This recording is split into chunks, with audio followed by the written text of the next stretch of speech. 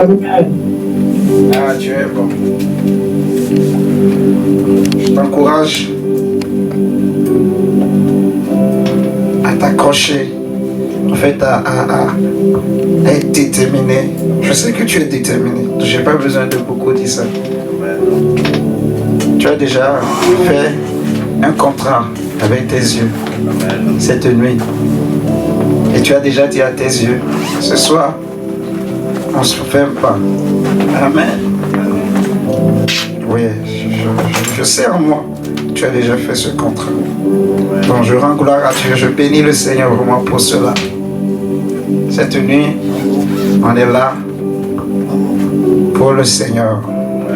Et nous voulons veiller avec le Saint-Esprit, avec les anges qui sont avec nous, qui soufflent au milieu de nous, sur nous. Il y a la gloire de Dieu parmi nous, la présence de Dieu. Amen. Oui. Jésus lui-même déjà avait dit que là où 2 ou 3 sont assemblés en son nom, il est là, au milieu d'eux. Il est là. Et nous sommes assemblés ici, dans nos maisons, en son nom. Nous sommes debout, réunis à cause de lui.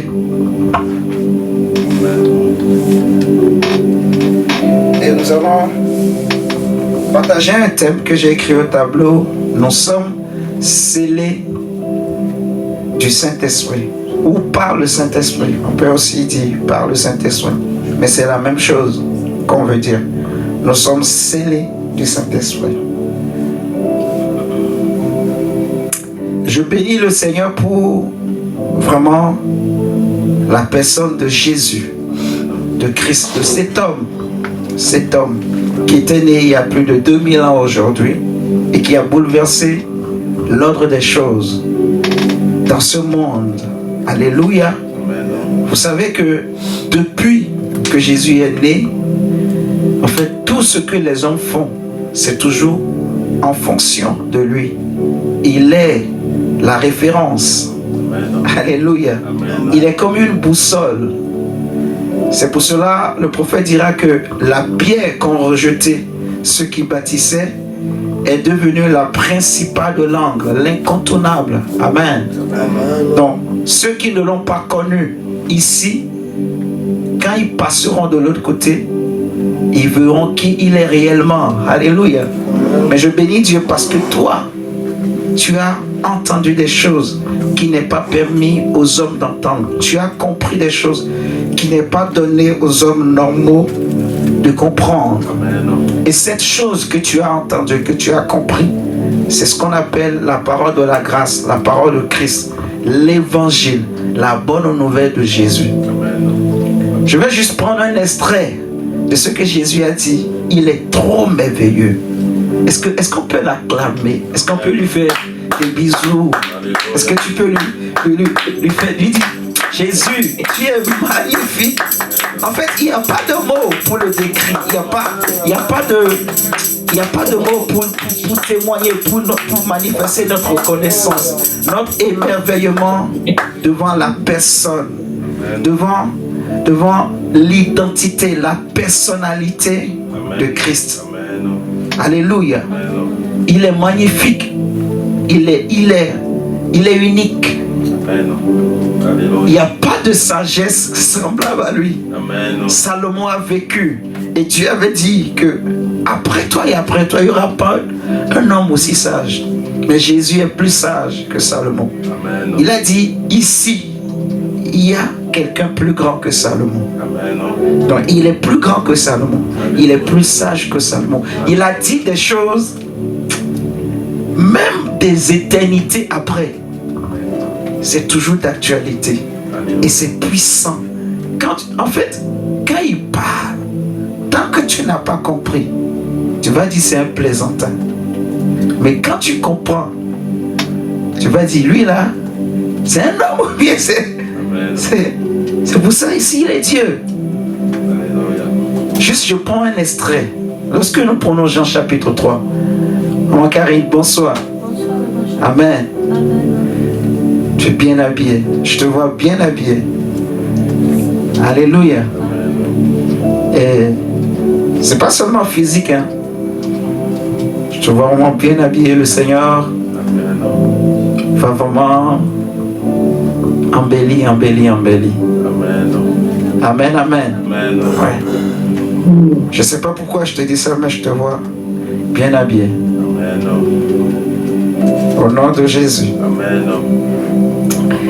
Seigneur, je prends juste un extrait. Jean chapitre 3, mon frère. Quand Nicodème est venu voir Jésus, Jésus lui dit, Nicodème, un ancien, un père en Israël. Mais Jésus, lui, n'est qu'un jeune. Il avait quel âge en ce temps? À peine 30 ans, 31, 32, au début de son ministère. Mais Nicodème, un ancien, avec des barbes, un homme respecté, respectable, une autorité. Et tellement que Nicodème était considéré que il était obligé de venir voir Jésus de nuit pour ne pas s'humilier, en fait, pour ne pas se ridiculiser. Je bénis le Saint-Esprit parce que ça coule. Dis ça coule. Ça coule. Amen. Au nom de Jésus. Amen. Ouais. Nicodème ne voulait pas se ridiculiser à cause de son statut. Et il est venu la nuit pour voir notre Dieu, notre Maître. Et Jésus lui dit, je vais te dire une chose, Nicodème. En vérité, si un homme ne naît de nouveau, il ne peut voir le royaume des cieux. Quand il a dit ça, Nicodème n'a pas compris. Il lui a dit, mais comment est-ce possible? Comment un homme peut encore entrer dans le ventre de sa mère? Jésus lui dit, bon, il répète, si un homme ne naît d'eau et d'esprit, il ne peut voir le royaume de Dieu, il ne peut entrer dans le royaume des cieux. Jusque-là, Nicodème n'a pas compris.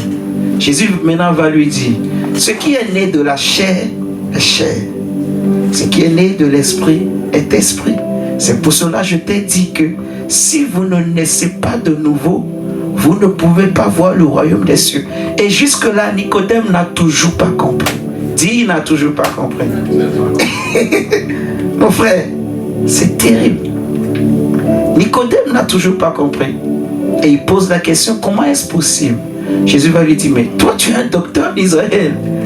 Comment se fait-il que avec ton statut là, ta connaissance, ton intelligence, jusque-là, tout ce que j'ai dit, tu n'as pas compris? C'est là que Jésus va lui dire, si je vous parle des choses terrestres, vous ne croyez pas. Et quand je vous parlerai des choses célestes, est-ce que vous allez croire? Mais quand même, pour ton information, sache que de la même manière que Moïse a élevé le serpent dans le désert, il faut que le Fils de l'homme soit élevé, afin que quiconque croit en lui ne périsse plus, mais qu'il ait la vie, qu'il soit sauvé. Car Dieu a tant aimé le monde et qu'il a donné son Fils unique. Amen, amen. Amen. Donc, je ne vais pas m'éloigner trop du message. Mais le point capital, l'extrait que je voulais prendre dans ce passage, dans cet échange de Jésus avec Nicodème, c'est que le Seigneur lui dit que si vous ne naissez pas de nouveau, vous ne pouvez voir le royaume des cieux. Si vous ne naissez pas d'eau et d'esprit, il dira que ce qui est né de la chair est chair, et ce qui est né de l'esprit est esprit. Et ça veut tout dire. Le débat est clos. Alléluia. Parce que le royaume de Dieu, ce n'est pas le manger, ce n'est pas le boire, ce n'est pas les sentiments, ce n'est pas les émotions. Amen, amen. Ce n'est pas les constructions terrestres, ce n'est pas les réalisations de ce monde, non. La gloire de Dieu est là. Amen. Mais c'est la puissance de Dieu, c'est l'Esprit de Dieu. Amen. Le royaume de Dieu. Si nous prenons Éphésiens chapitre 1, ce qui est né de la chair est chair. Il faut le retenir. Et tu sais que la chair ne peut plaire à Dieu. Alléluia.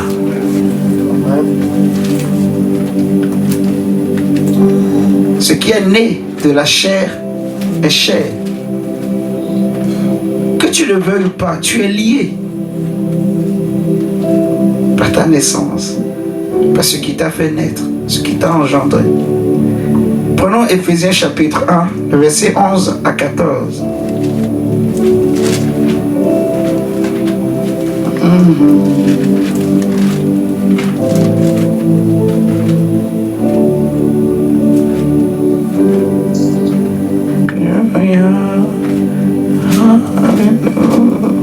Éphésiens 1, verset 11 à 14 nous dit ceci.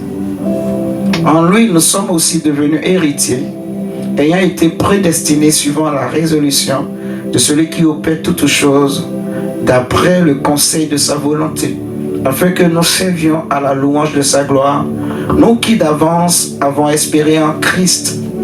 En lui, vous aussi, après avoir entendu la parole de la vérité, on peut aussi dire la parole de la grâce, l'évangile de votre salut, en lui vous avez cru et vous avez été, comment?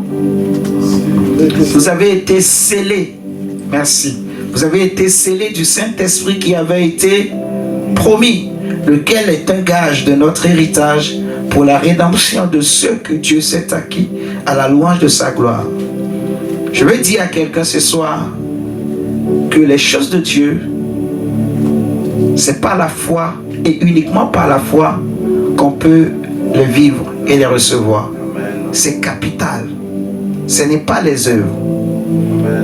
Et par ce message, je vais t'amener à comprendre que sans la foi, si tu n'as pas compris, si on ne développe pas notre foi, on ne peut pas vivre la gloire de Dieu. Tu vas comprendre en fait que l'être humain, tu comprendras en fait pourquoi Jésus dit ce qui est né de la chair est chair. Et l'utilité en fait de naître de nouveau, naître d'esprit, c'est avoir la foi. En fait, marcher par la foi, marcher par l'Esprit de Dieu.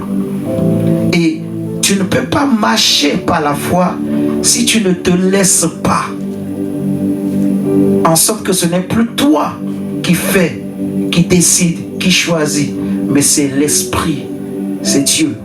Alléluia. Si tu ne t'abandonnes pas, marcher par la foi, c'est une vie d'abandon total et complète à Dieu. Alléluia. Où on réalise en fait la nullité de tout ce que nous sommes. Et alors, c'est seulement et seulement là qu'on accepte totalement et pleinement la grâce et le don de Dieu. Je ne sais pas si vous le comprenez. Paul dit que nous avons été scellés du Saint-Esprit. Parce que sans le Saint-Esprit, on ne peut pas vivre par la foi. On ne peut pas recevoir même la foi. Le Saint-Esprit, c'est lui qui nous donne la foi. C'est grâce à lui que nous recevons la foi. Amen, amen. C'est par le Saint-Esprit que nous avons la foi. Et c'est encore par lui que notre foi va grandir. Nous sommes scellés par l'Esprit parce que c'est lui. Jésus dit ce qui est né de la chair est chair. Ce qui est né de l'Esprit est esprit. C'est pour être conduit par lui. Être lié. Scellé veut dire lié. Amen. Nous sommes liés par le Saint-Esprit. C'est le thème du message. Donc, si nous prenons le chapitre 4, le verset 30, il va répéter encore la même chose. Chapitre 4, verset 30. Il dit: n'attristez pas le Saint-Esprit de Dieu par lequel vous avez été scellés pour le jour de la rédemption. Donc par lequel vous avez été liés. Si vous prenez 1 Corinthiens chapitre 6, j'en avais parlé dernièrement de 1 Corinthiens 6. 1 Corinthiens 6 nous dit, le verset 16,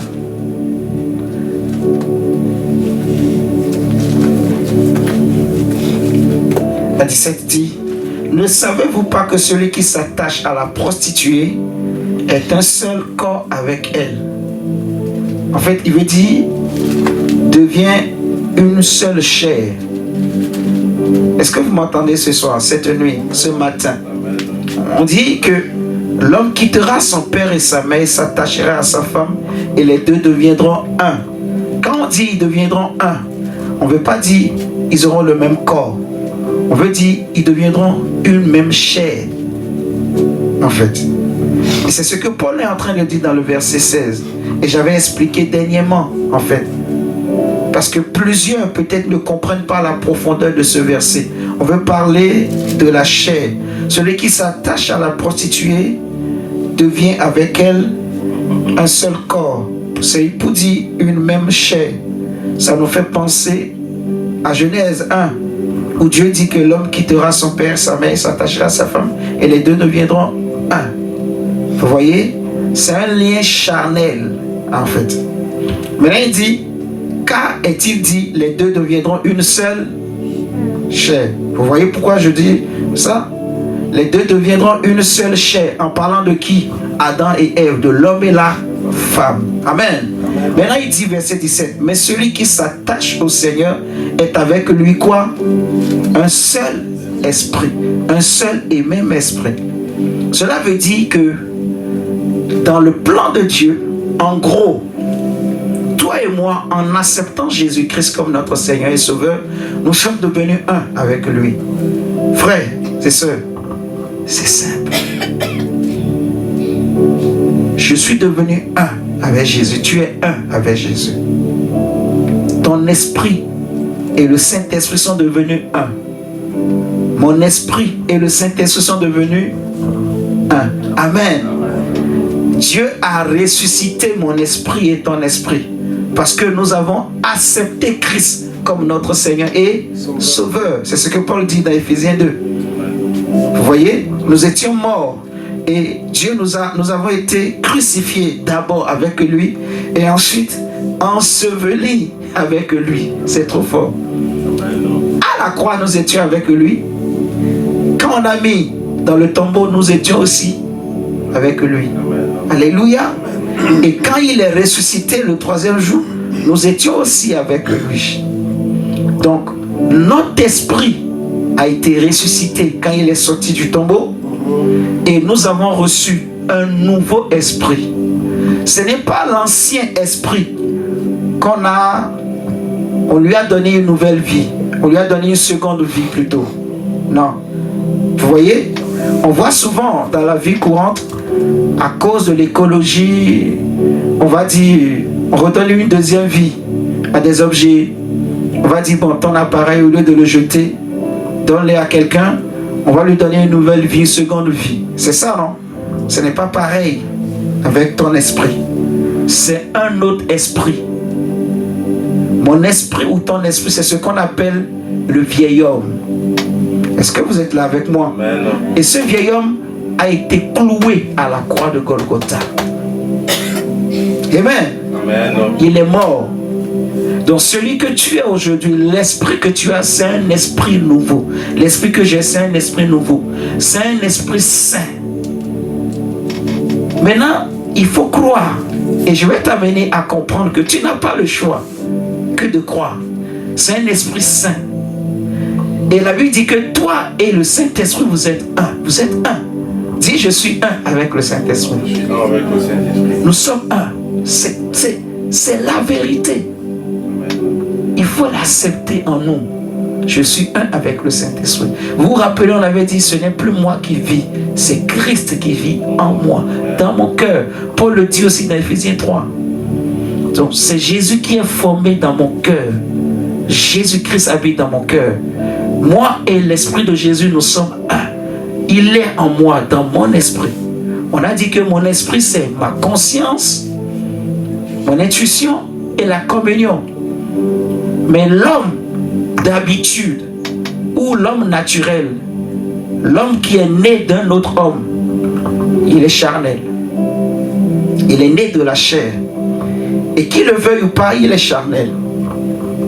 Il est né de la chair. Jésus dit, ce qui est né de la chair est chair. Donc, il ne peut pas plaire à Dieu.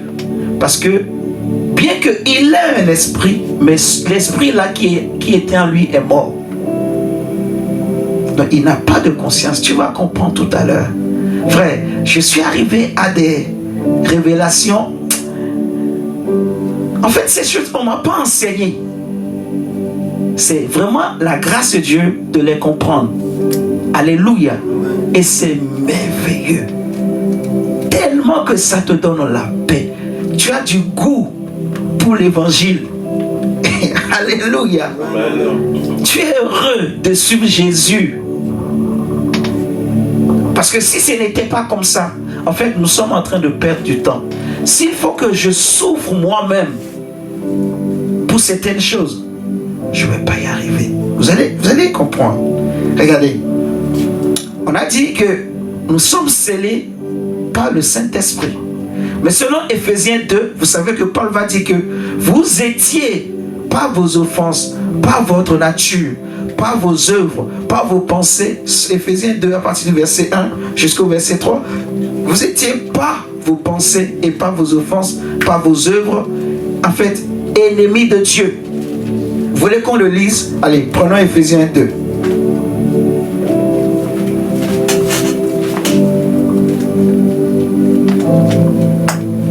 Paul dit que nous étions des enfants de colère.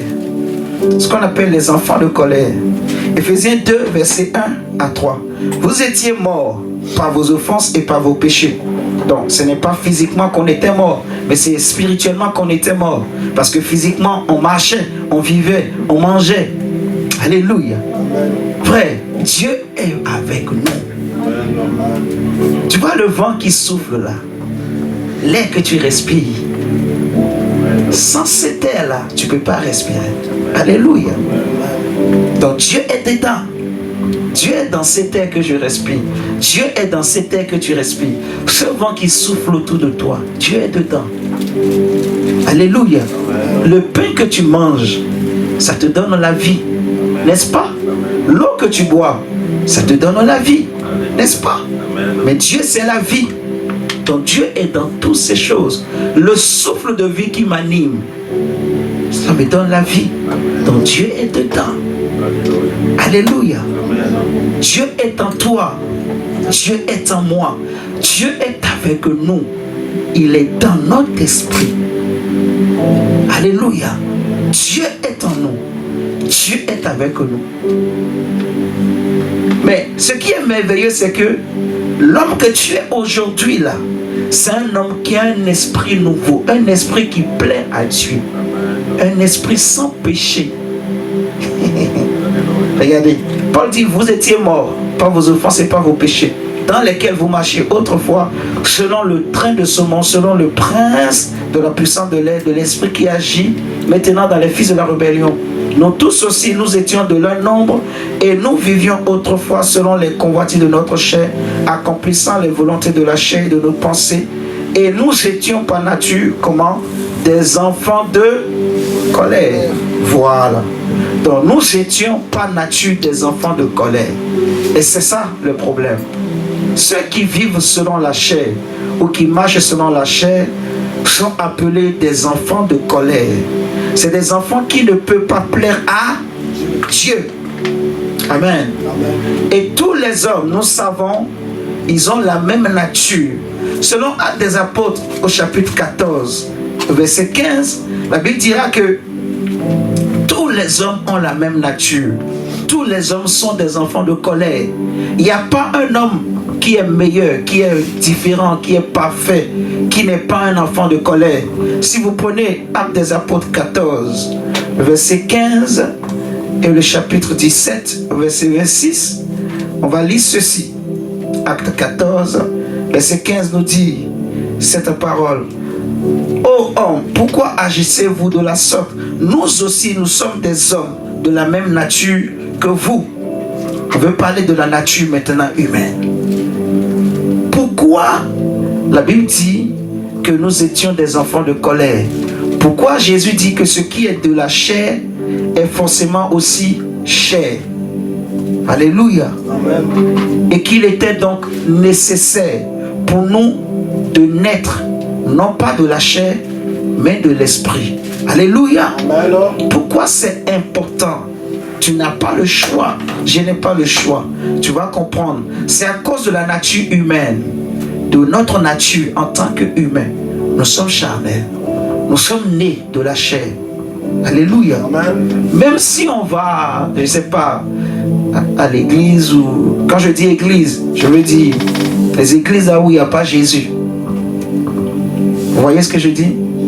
Et même nos églises, même si on prend l'exemple de nos églises, on peut venir dans nos églises toute notre vie, mais si on ne naît pas de l'esprit, on ne sera pas sauvé. Je ne sais pas si vous comprenez. Jésus est terrible. Je vais nous donner des versets tout à l'heure. Vous allez comprendre la profondeur de ce que Jésus nous dit. Regardez Actes 14, 15. Paul dit, nous sommes des hommes de la même nature que vous. Mais c'est Paul qui parle, un apôtre, qui dit aux autres hommes, moi aussi je suis un homme comme vous, la même nature que vous. Vous voyez, la seule différence entre vous et moi, c'est que moi, mon esprit est réveillé. Celui qui faisait les miracles que les hommes ont vus et ils ont voulu appeler Paul Dieu, ce n'était pas Paul. C'était celui en qui Paul a cru. Celui qui a sauvé Paul et qui a envoyé Paul pour leur apporter aussi le même salut. Amen, amen. Amen. Donc Paul dit, moi aussi je suis un homme qui a reçu la grâce. Je suis un homme de la même nature que vous. C'est parce que moi aussi j'ai cru en quelqu'un que je suis capable de faire ces choses, que moi aussi ma vie a changé. Je vis, j'ai une espérance dans mon cœur. Alléluia. Est-ce que tu peux imaginer les matins comme ça, tu te lèves, mais tu es dans la joie, tu n'as pas peur. Même si tu fais un mauvais songe, tu n'as pas peur. Tu n'as pas peur. Amen. Tu n'as pas peur. Je dis, tu n'as peur de rien. Amen. Alléluia. Amen. Simplement parce que tu sais que ma joie, ma paix, ma sécurité, ma santé, ce n'est pas mes émotions. Ce n'est pas parce que je me réveille bien le matin que je suis joyeux, ou je me réveille mal que je suis joyeux ou je ne suis pas joyeuse. Ça n'a rien à voir. Je suis joyeux parce que ma joie vient de Christ en moi. J'ai la paix, j'ai l'assurance, j'ai la joie, j'ai la vie, la vigueur, parce que tout cela, je la puise en Christ dans mon esprit. Amen. Alléluia. Amen. Donc je ne vis pas en fonction de mes ressentis, de mes émotions, de mes sentiments. Je vous donne juste une image pour comprendre. Tu peux voir quelqu'un qui te parle, il te parle mal, il t'insulte. En fait, il est méchant avec toi, il est dur avec toi dans son langage. Amen. Amen. Humainement, ça peut te blesser. Alléluia. Et souvent, quand ça nous blesse, on a tendance à faire quoi? On veut se fâcher, on veut se retirer, on veut s'écarter, n'est-ce pas? Mais quand on écoute notre intuition, notre conscience, je ne sais pas si vous comprenez, parce qu'on a dit l'esprit, ce n'est pas les émotions, ce n'est pas ce que je ressens. Vous voyez ce que je dis? L'esprit, c'est ma conscience, mon intuition et ma communion. Amen.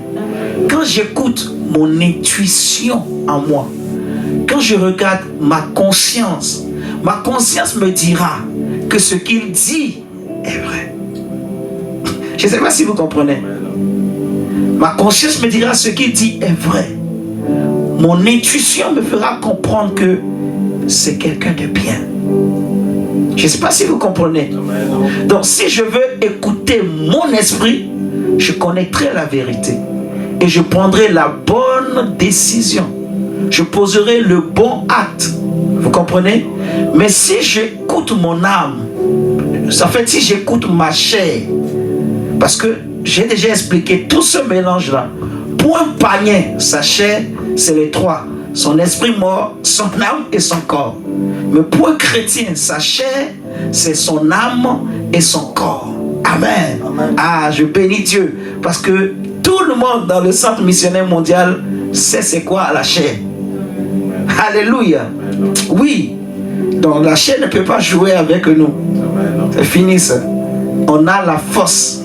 On a l'énergie. On sait comment il faut vaincre la chair. C'est la croix. Il ne faut pas lutter physiquement. Non. Alléluia. Ce n'est même... Parfois il y a des gens...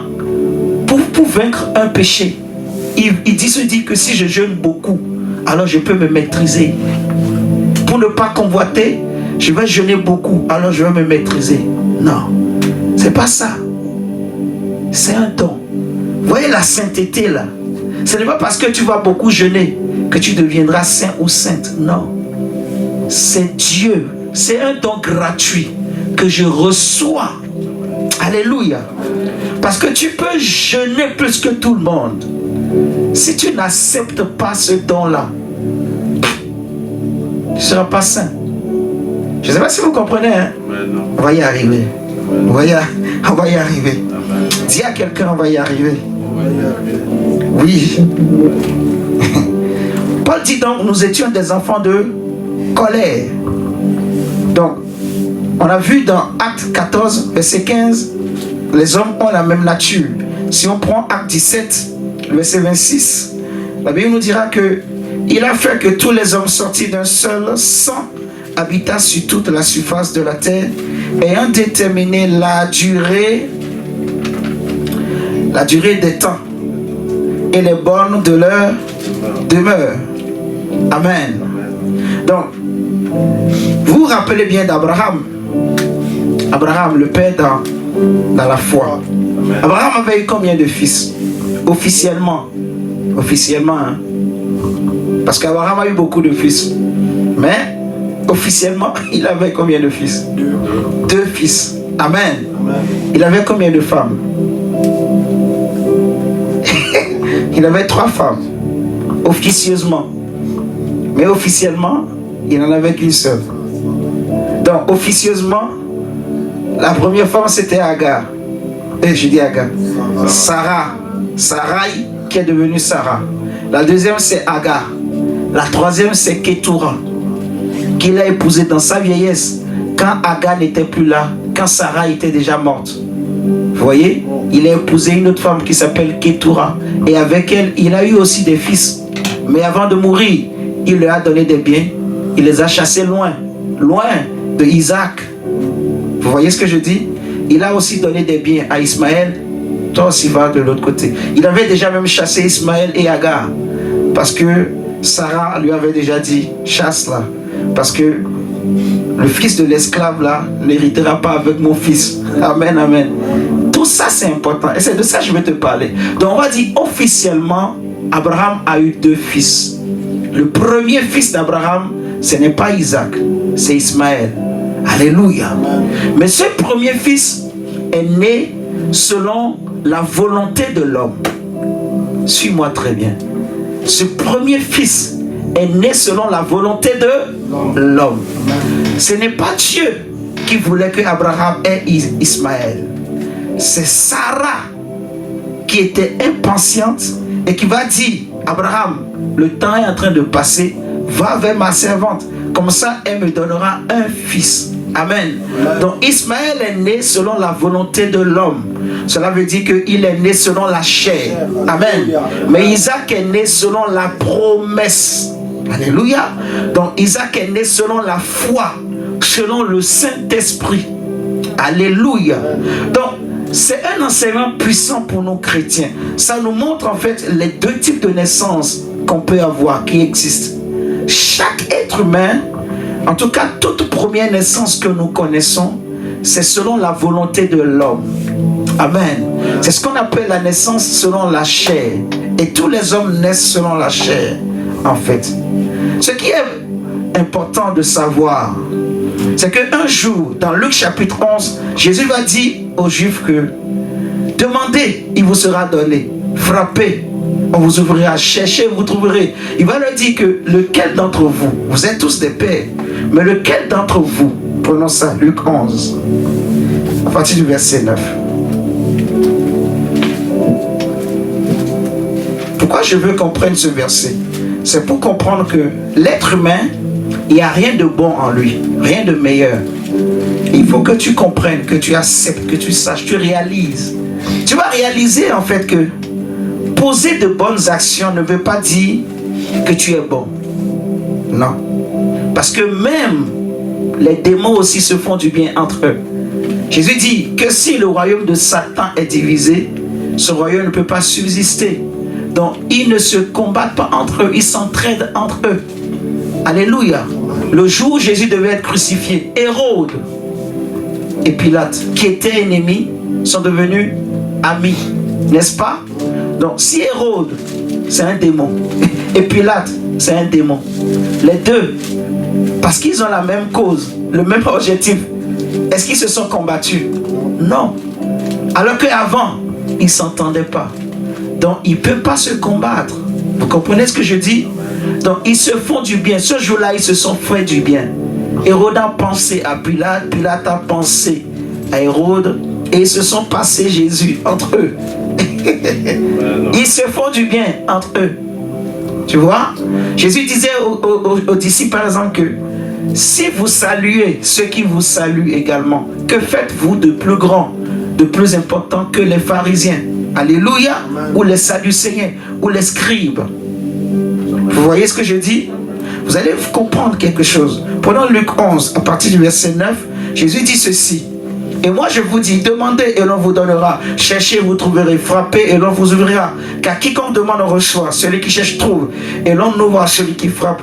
Quel est parmi vous le Père qui donnera une pierre à son fils? Donc il dit, quel est parmi vous le Père? Le Père, un Père. Un Père, regardez bien. Qui donnera une pierre à son fils s'il lui demande du pain? Ou s'il demande un poisson, lui donnera-t-il un serpent au lieu d'un poisson?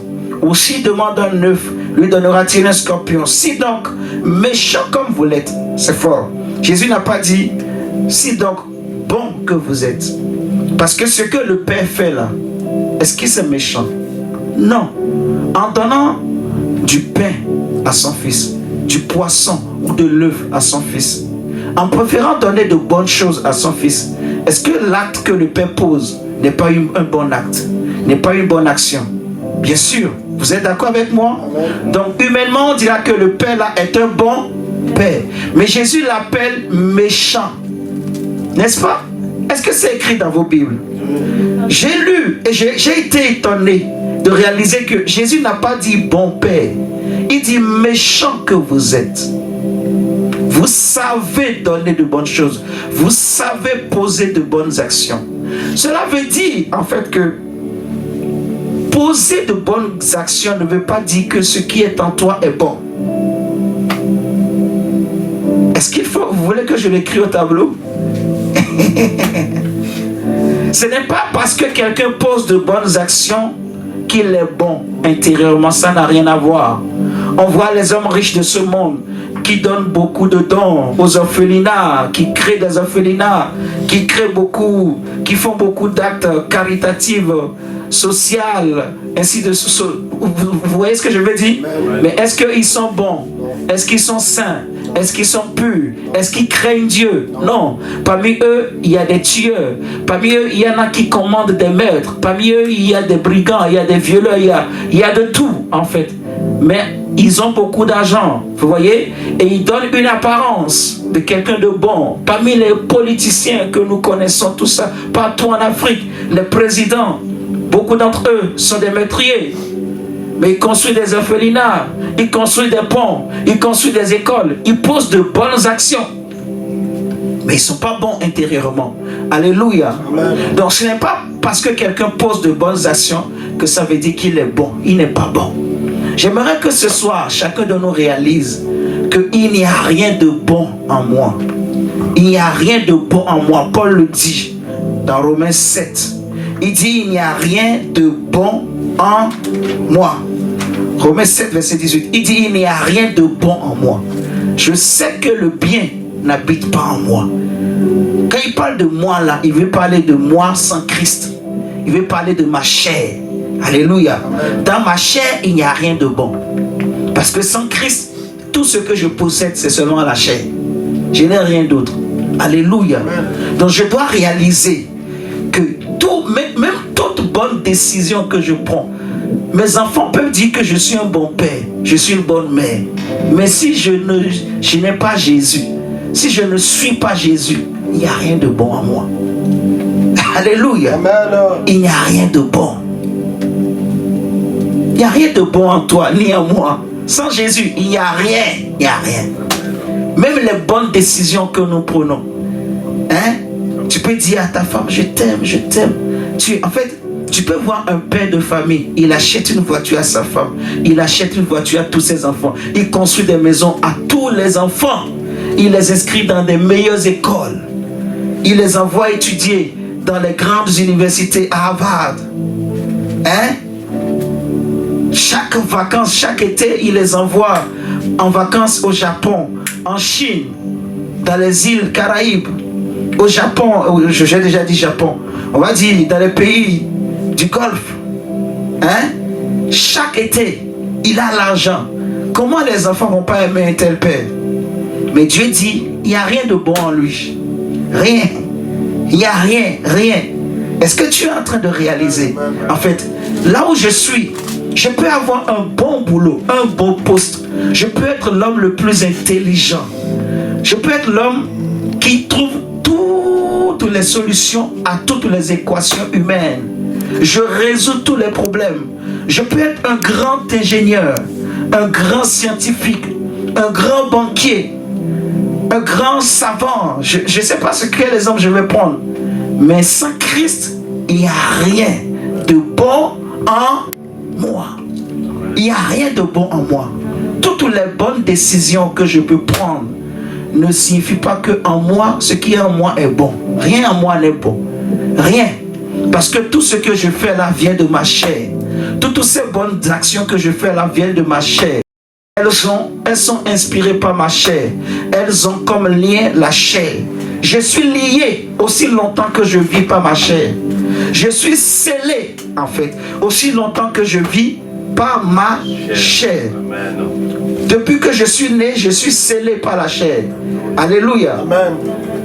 Donc l'homme a besoin justement de naître de nouveau, de recevoir Christ, de recevoir le Saint-Esprit et être scellé par le Saint-Esprit de Dieu. Alléluia. Amen. Tu as besoin d'être scellé par le Saint-Esprit. Tu as besoin d'être scellé par le Saint-Esprit.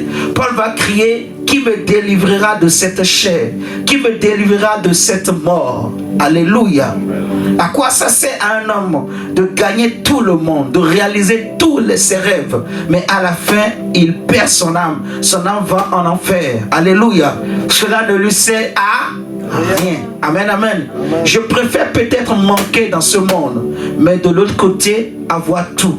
Je préfère manquer le pain sur la terre, mais avoir la vie éternelle. Amen. Avoir Christ pour l'éternité. Je préfère peut-être être insulté pendant quelques instants par les hommes. Je préfère peut-être être rejeté pendant quelques instants par les hommes. Je préfère manquer d'amis. Je préfère même que ma propre famille me rejette pendant quelques instants, mais que je sois reçu.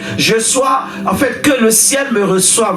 Que je sois reçu dans les cieux. Alléluia. Amen. Je préfère que le monde me rejette, mais que Dieu m'accepte. Alléluia. Amen. Parce que si je veux plaire au monde, si je veux plaire aux hommes, je peux poser de bonnes actions. Mais tout ça, c'est les sentiments, c'est les émotions, c'est l'intelligence humaine. Alléluia, c'est la chair. La plupart des choses que nous faisons sur cette terre, en tant qu'humains, en fait, nous sommes habitués à marcher selon nos émotions et nos sens, vous voyez, et nos sentiments. Nous marchons par ces choses. Tout ce qui nous guide sur cette terre, c'est nos sens, le ventre. Hein? Amen. Ce qui nous guide, c'est nos sens, c'est nos sentiments, nos émotions. Pourquoi il y en a qui quittent l'Afrique pour venir en Europe? Pourquoi il y en a qui quittent l'Europe pour aller en Afrique? Bien qu'ils sont très peu. Ils cherchent quelque chose. N'est-ce pas? Ceux qui quittent l'Afrique, ils veulent l'Eldorado. Ils veulent le paradis. Ils veulent une meilleure vie. N'est-ce pas? Ceux qui quittent l'Europe pour aller en Afrique, eux aussi ils cherchent, je ne sais pas moi, la nature, la belle vie. Ils sont fatigués de cette vie-là où c'est chacun pour soi. Ils veulent une vie où il y a plus de social, vous voyez, il y a plus d'humain, où ils peuvent parler avec des gens, ils peuvent être proches des gens, parce qu'en Europe, tellement que c'est développé, c'est chacun pour soi. Boulot, dodo, boulot, voiture, ascenseur. Il y en a qui piquent des crises, il y en a qui perdent la tête. En fait, les nerfs, ça explose. C'est pour cela qu'il y a beaucoup de psychologues. C'est pour cela que tout le monde pratiquement en Europe a des psychologues. La plupart des gens ont déjà vu un psychologue. Même des Noirs. Quand moi je suis venu en Europe, c'est des choses qui m'ont surpris. De voir des Noirs aussi qui ont des problèmes psychologiques. On dit psychologiques. Et j'entends des Noirs aussi qui me disent, je suis allé voir mon psychologue. Ah, je me dis à moi, toi un Noir, tu as des problèmes psychologiques, tu as des problèmes dans la tête, Wakari. Donc il y a des gens, on dirait que je me dis, les gens ont des problèmes. Prends un Africain, il peut faire 3 jours, il n'a pas mangé. Mais il n'a pas envie de se suicider. Parce que ici, parce que les gens ont des problèmes psychologiques. Parce qu'un homme là a abandonné la femme, elle en a marre, elle se suicide seulement. Ou bien parce que le papa ne veut plus parler à l'enfant. Et l'enfant, frère, il y a des choses. En Europe, laisse tomber seulement. Et tout ça, ils quittent. Il y en a qui quittent ici, qui vont là-bas. À cause de tout ça. Pour ne pas se suicider. Il y en a aussi qui quittent là-bas, qui viennent ici, parce qu'ils se disent que, ah, ici, je vais manger 3 fois par jour. Amen, amen. C'est la vérité. Donc, c'est l'essence qui nous guide. Les mouvements que les gens font dans le monde, c'est l'essence. Il est sûr qu'il va manger 3 fois. Il va boire le yaourt. Amen, amen. C'est la vérité. Mais ouais, même moi je connaissais pas le yaourt en Afrique. Je me rappelle les... Ah, laisse tomber. Donc les gens font des mouvements comme ça là. Non, je crois, je connais le yaourt en Afrique.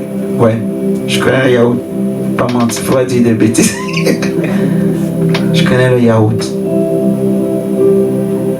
Mais, frère, en fait, tout ce que les gens font, on le sait quand on analyse bien.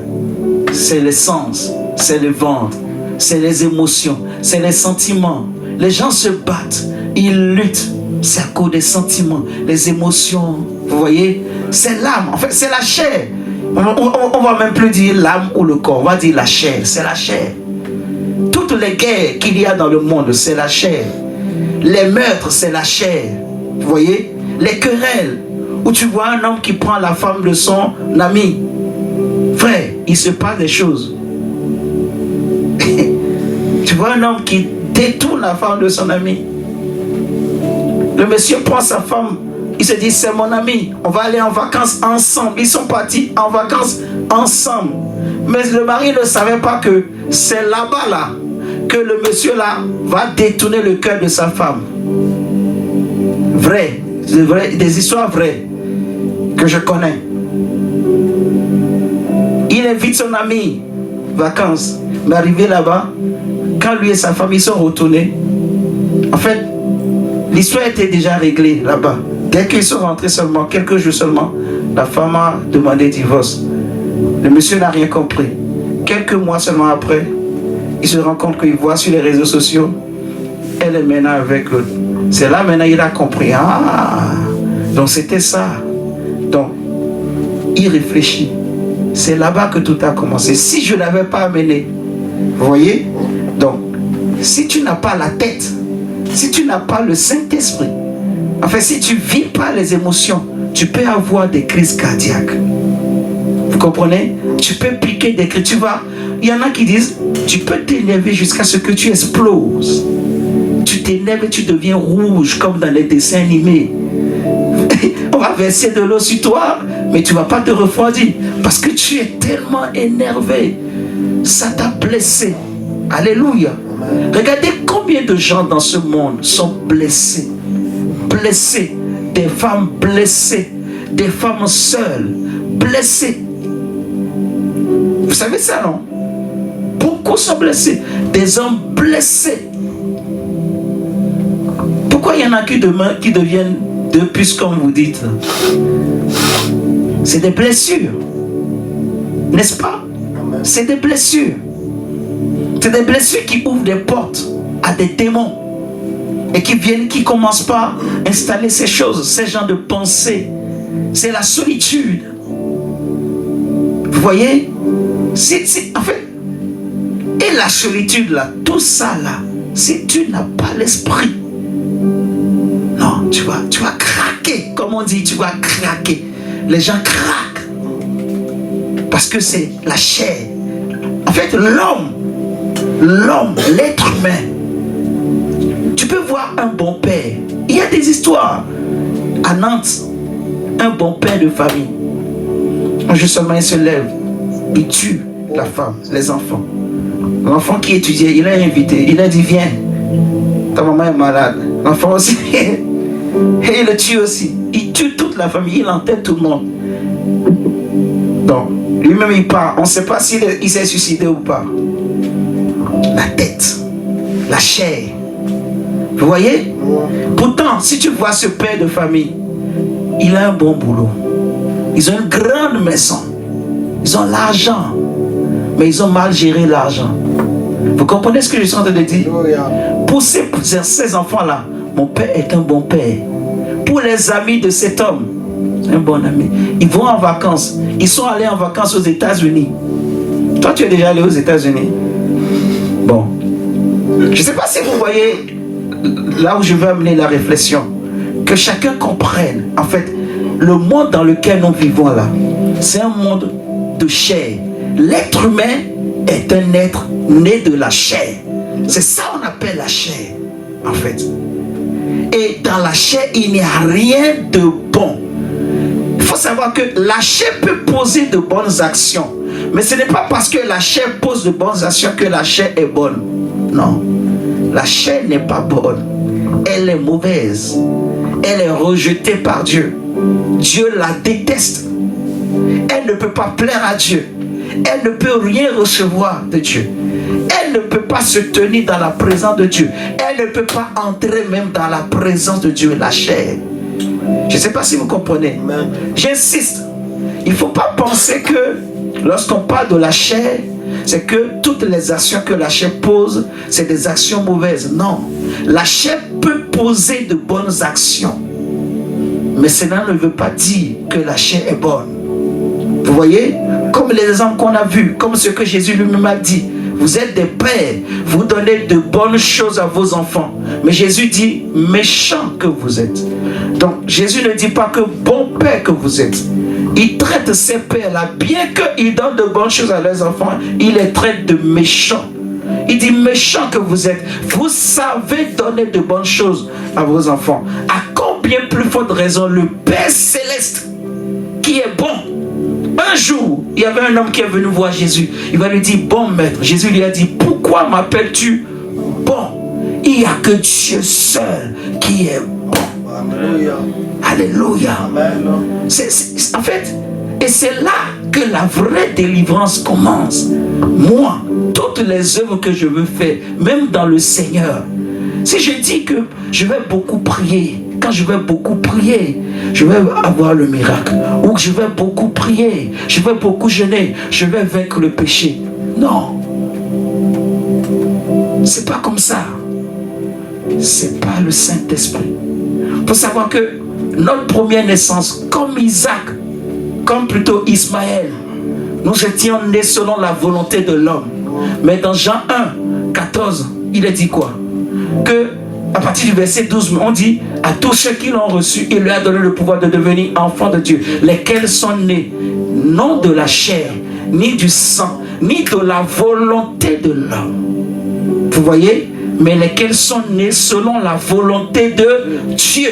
Donc ce que Dieu veut, c'est que l'homme naît selon l'esprit. Dieu n'a pas formé un corps à Adam pour que Adam fasse ce qu'il voulait. Non. Ce que Dieu voulait, c'est que ce corps soit utilisé comme un temple pour le Seigneur. Que Adam vive par la foi. Que Adam dépende totalement de lui.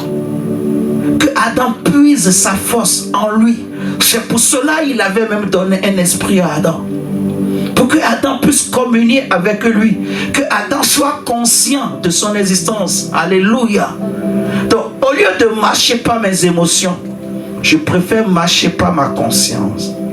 Je préfère travailler ma conscience. De quoi je suis conscient? Est-ce que je suis conscient de moi-même, de ma chair? En fait, c'est vraiment ça. Alléluia. Est-ce que je suis conscient de l'amour de Dieu? Est-ce que je suis conscient de ce que Jésus a fait pour moi? Est-ce que je suis conscient que je suis un avec le Saint-Esprit, avec Christ, que Jésus habite dans mon esprit, que Jésus habite dans mon cœur, que j'ai été scellé par le Saint-Esprit? Donc je ne suis plus lié par la chair. On a vu dernièrement que je ne suis plus redevable à la chair.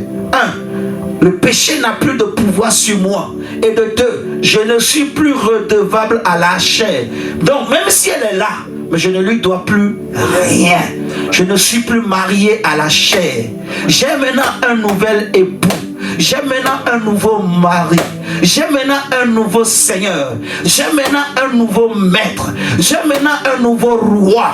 Le roi des rois et le Seigneur des seigneurs. Le lion de la tribu de Juda, l'homme de Galilée, l'agneau de Dieu immolé avant la fondation du monde, qui m'a aimé le premier, qui m'a saisi lorsque j'étais dans la boue, lorsque j'étais dans la chair, lorsque j'étais lié par la chair, lorsque je vivais dans la chair, lorsque j'étais dans les bêtises.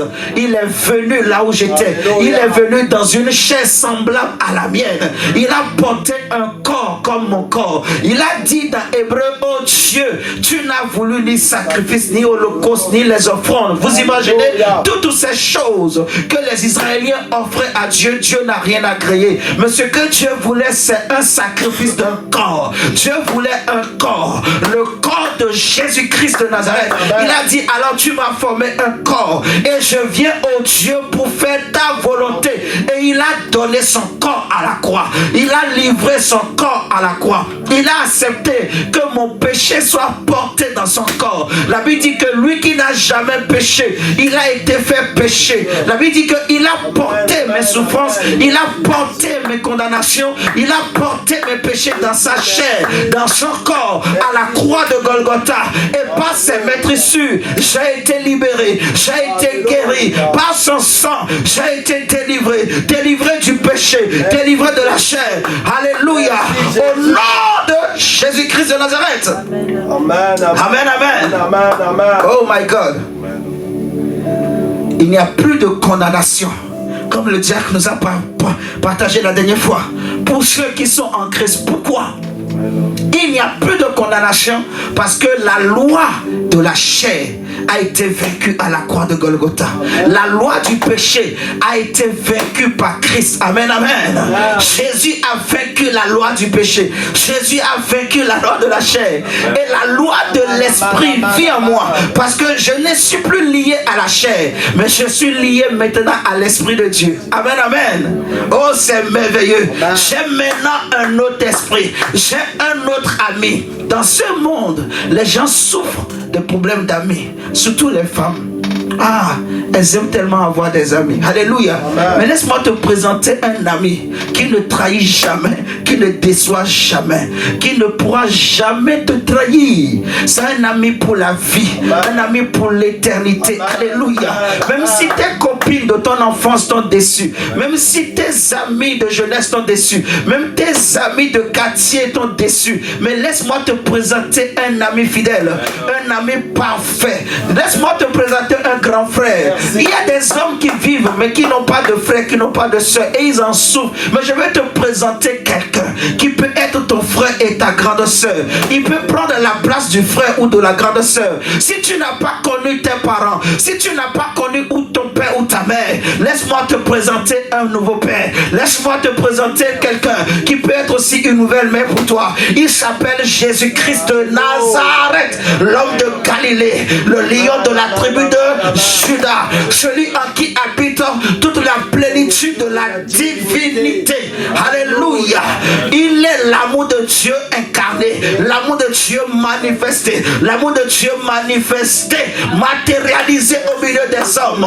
Il est la source de la vie, il est la source de la paix, il est le prince de paix, il est le Dieu de la joie, il est le Dieu glorieux, il est le Dieu tout-puissant, il est le Dieu merveilleux, il est le Dieu magnifique, il est celui qui est fidèle, celui qui est avec nous. Même quand je marche dans la vallée de l'ombre de la mort, je ne crains aucun mal, parce que je sais, quand moi je ne vois pas, lui voit, quand moi je suis faible, lui il est fort. Je n'ai pas peur de me tromper, je n'ai pas peur d'échouer, parce que je sais que je ne peux pas échouer, parce que celui qui est en moi est plus fort que celui qui est dans le monde.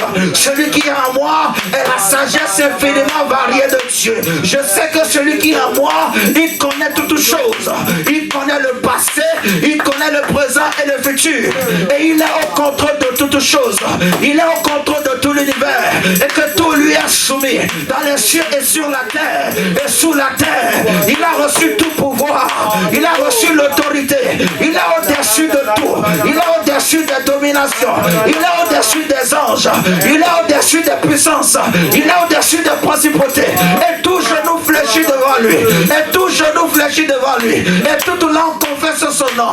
Il est roi pour l'éternité, il est Seigneur pour l'éternité.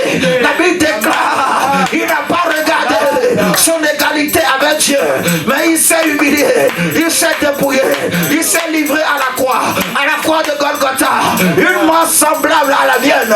Et alors, Dieu l'a souverainement élevé, et il lui a donné le nom au-dessus de tous les noms.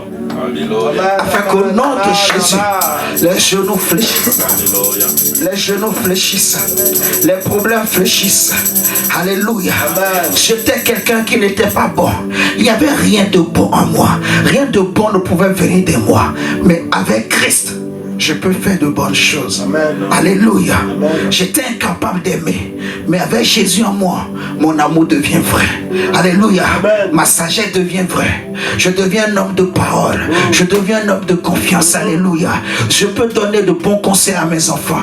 Je ne donnerai plus de mauvais choix à mes enfants. Je ne montrerai plus un mauvais chemin à mes enfants. Parce que tu peux voir un père, il dit qu'il est un bon père, mais il laisse sa fille avoir des copains, il laisse ses enfants avoir des copines. Le monde trouve ça normal. Mais quand tu connais la sagesse, quand tu connais la vérité, quand tu sais la lumière, quand tu as été touché, tu as goûté à la lumière de Dieu. Oh mon Dieu, la Bible dit venez, venez, venez goûter. Alléluia. Venez, venez, venez goûter. Philippe dit à Nathanaël, viens et tu vas voir. Venez goûter, venez goûter. La Samaritaine dit, venez voir cet homme qui m'a dit tout ce que j'ai fait. Viens et vois, viens goûter. Si tu goûtes, tu témoigneras. Alléluia. Amen. Il est plus bon que tout ce qui existe. Alléluia. Amen. Venez goûter à Dieu, goûter à l'amour de Dieu, goûter à la grâce de Dieu, goûter à la bonté de Dieu. Quand tu as goûté à la lumière du ciel, alors toi-même tu deviens une lumière et tu répands cette lumière autour de toi, tu répands cette lumière dans ta famille. Tu peux donner de bons conseils à tes enfants. Alléluia. Et tes enfants aussi donneront de bons conseils à leurs enfants. Alléluia. Et je veux prophétiser sur la vie de quelqu'un ce soir qu'au nom de Jésus-Christ de Nazareth, ce n'est plus toi qui vis, c'est Christ qui vit en toi, et tu réaliseras les plans et les projets de Dieu. Tu accompliras la volonté de Dieu au nom de Jésus. Ce que Dieu a prévu pour toi, ce que Dieu a préparé pour ta vie va s'accomplir au nom puissant de Jésus-Christ de Nazareth. Alléluia. Amen, amen. Alléluia. Mon frère, il n'y a que Dieu qui est bon. Jésus en toi te rend meilleur. Nous étions sans goût, sans espoir, sans espérance dans le monde. Est-ce que toi, là, tu peux être déprimé? Avec Jésus en toi. Mais tu es déprimé. C'est possible? Non, dis impossible. Impossible. Encore. Impossible. Crie. Impossible. Déprimé avec Jésus? Non. Impossible. Ou bien un homme je sais pas, une femme m'a abandonné, Un homme m'a abandonné. Un homme m'a mal parlé, une femme m'a mal parlé. Et je déprime. Je ne dors plus. C'est possible? Avec Jésus en moi? Impossible. C'est possible seulement si je ne sais pas qui est Jésus. Si je n'ai pas compris qui est en moi. Si je n'ai pas compris que Jésus est en moi. Si je n'ai pas compris que ma source, c'est lui. Ma source, celui en qui je puis tout. Ce n'est pas pour rien que Paul dit que je puis tout par Christ qui est en moi. Alléluia. Ce n'est plus moi qui vis, c'est lui qui vit au travers de moi. Alléluia. Je me lève et j'ai la joie parce que Christ me donne la joie. Christ me donne la vie. Alléluia. Je ne peux pas être déprimé. Je ne peux pas être, je sais pas, découragé. Non. Parce que l'homme de Galilée est dans mon cœur. Alléluia. Jésus-Christ habite en moi. J'aime Jésus. Seigneur, merci. Regardons ceci. Je vais te dire ce soir que rien n'est impossible ou rien n'est au-dessus de ta force. Si tu prends avec moi Jacques chapitre 3. Prenons Jacques 3.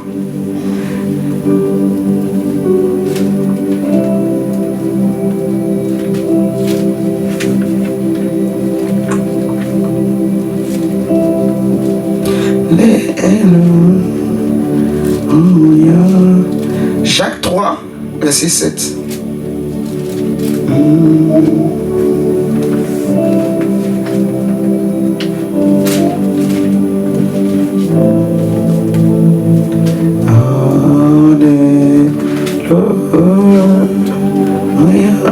Jacques 3, verset 7 nous dit ceci.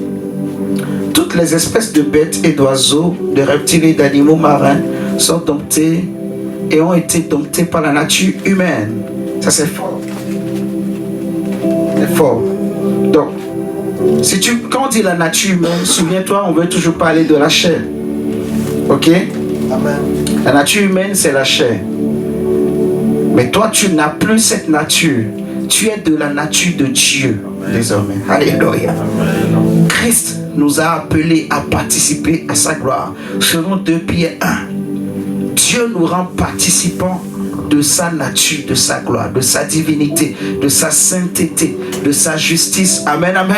Amen. Donc toi, tu n'es plus de la nature des hommes, mais tu es de la nature de Dieu. Nous sommes de la nature de Dieu.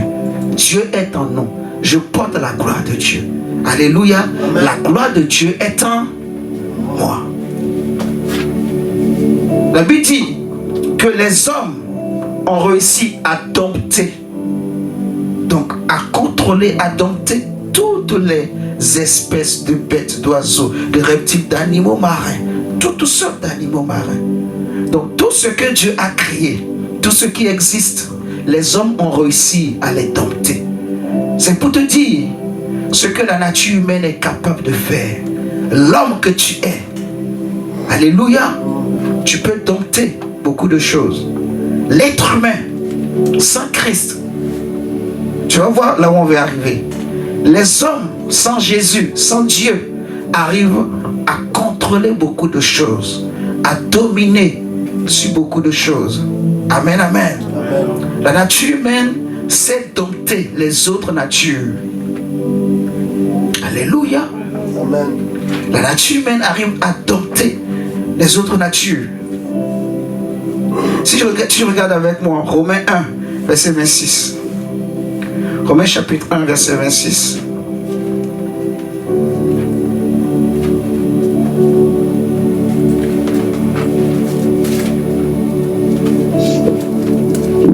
Romains 1, verset 26 nous dit ceci. C'est pourquoi Dieu les a livrés à des passions infâmes, car leurs femmes ont changé l'usage naturel en celui qui est contre nature. Les femmes ont changé l'usage naturel en celui qui est contre nature. Amen, amen. Amen. Ça veut dire que les hommes, non seulement ils savent dompter les autres espèces ou les autres natures. La nature humaine sait dompter ces choses, mais les hommes savent faire des choses qui sont contre leur nature. Donc tu peux voir un homme il peut vivre comme un animal. Je répète, la nature humaine, tu peux voir un humain, il vit comme un animal. Tu peux voir un humain, il se marie à un animal, à un arbre. Vous voyez, c'est des choses contre nature. Et nous voyons que la race humaine, la nature humaine a réussi à faire des choses qui sont contre leur nature. Tu sais où je veux en venir? C'est juste pour te dire en fait que la nature de Dieu là, la marche par la foi dont on te parle, tu peux le faire. Ce n'est pas au-dessus de tes capacités en fait. Alléluia. Les hommes ont réussi à faire des choses qui sont contre leur nature, mais c'est dans le mauvais sens. Vous voyez ce que je dis? Amen. Donc, si l'homme naturellement arrive à faire des choses qui est contre sa nature, qui est contre son espèce, il peut faire des choses au-delà, en dehors de son espèce, en dehors de sa nature. Toi et moi, nous sommes aussi capables de vivre comme des fils de Dieu, de marcher par la foi. Alléluia. Donc, c'est simple. La Bible dit que la parole est près de toi, elle est près de ton cœur. Ne dis pas qui va monter au ciel ou qui va descendre en bas.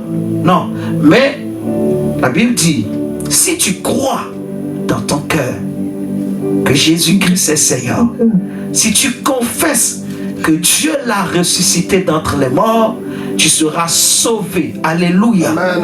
Si tu crois, tu seras sauvé. Abraham n'a rien reçu de Dieu selon la chair. Ce qu'il a reçu selon la chair, c'est Isaac. Et Isaac, c'est plutôt Ismaël.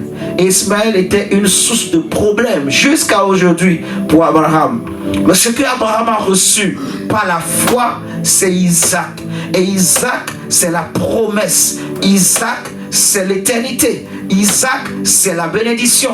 Isaac, c'est la continuité. Isaac, c'est la venue de Christ. Isaac, c'est le salut. Alléluia. Amen. Isaac, c'est les promesses de Dieu. Isaac, c'est l'abondance, c'est la réussite, c'est le succès, c'est la gloire. Alléluia. Amen. Donc si tu as la foi comme Abraham, si tu comprends la foi, alors tu vivras la gloire de Dieu.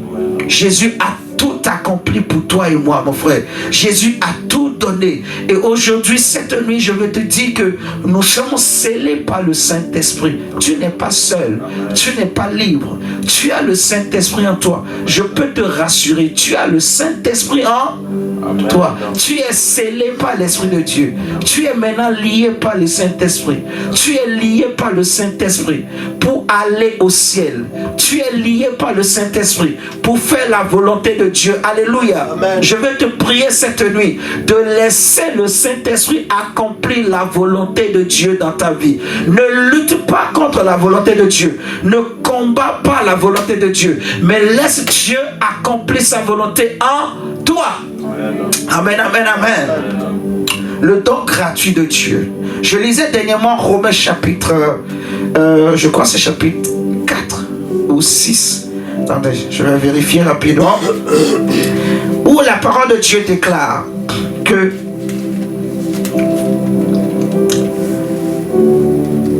Romains 6, je crois. Attendez, je le vois. Je vous dirai. Non, c'est pas 6, c'est 5 alors.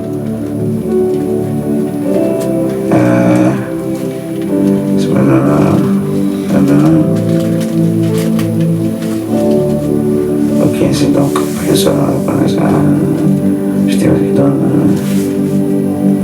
Ouais, Romains 5. Prenons Romains 5, verset 17.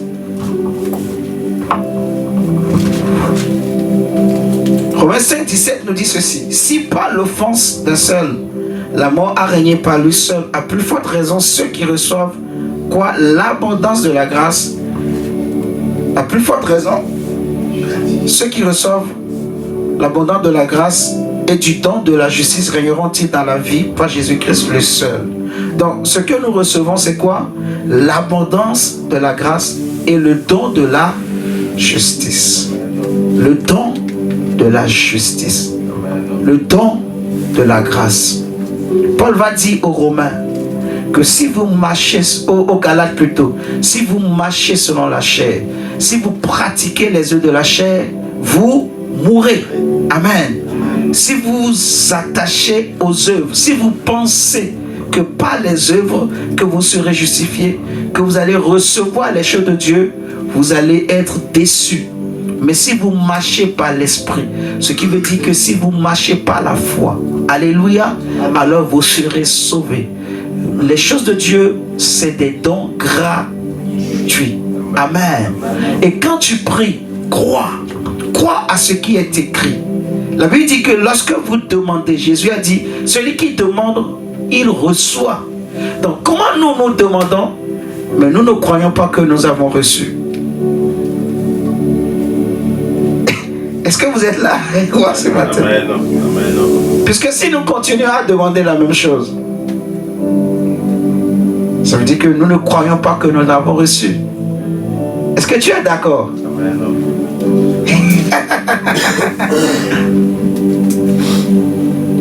Voici comment prie quelqu'un qui sait ce qu'il dit. Quand tu sais que ce que tu as demandé, tu as reçu. Parce que Dieu dit que si tu demandes, tu as reçu. Alléluia. Il y a une différence entre recevoir et voir. Je ne sais pas si vous comprenez la différence. Tu as demandé, tu as reçu. Mais entre le temps, le moment où tu as reçu et le moment où tu vas voir ce que tu reçois, il peut y avoir un temps. Et c'est là qu'intervient maintenant ce qu'on appelle la patience et l'espérance. Je ne sais pas si vous me comprenez. Donc ta prière va changer. Tu ne continueras plus à demander. La Bible dit, en fait, faites toutes sortes de prières avec des actions de grâce. Vous ne vous êtes jamais posé la question, pourquoi Paul dit avec des actions de grâce? C'est la foi. Quand je demande quelque chose à Dieu, vous allez voir beaucoup, nous prions, nous ne croyons pas. Nous prions seulement en fait, nous prions seulement. Nous demandons, oh Dieu, Seigneur, donne ton Saint-Esprit, Seigneur, le feu. Bon, ok. Est-ce que tu crois que ce feu-là est venu sur toi? Entre nous. Non. Est-ce que tu crois que le feu-là est venu? Parce que si tu crois que le feu-là est venu, tu vas changer de prière.